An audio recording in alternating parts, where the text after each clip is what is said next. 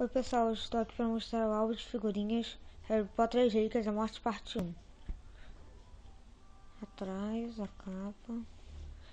Começa Harry Potter, Hermione, Ron, Rua dos Alfineiros, a Toca,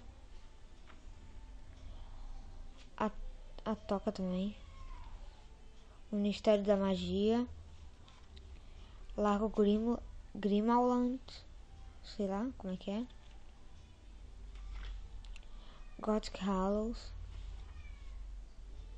o casamento de Guy Fleur, aqui um pôster, Harry Potter, Hermione, Ron e Draco.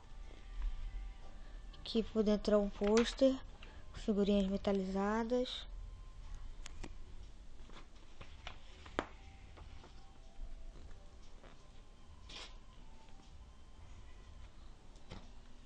A casa dos Lovegood, a tenda,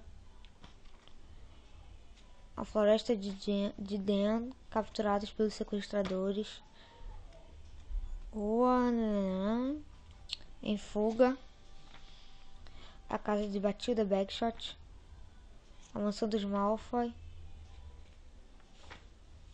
e criaturas mágicas. É isso, tchau.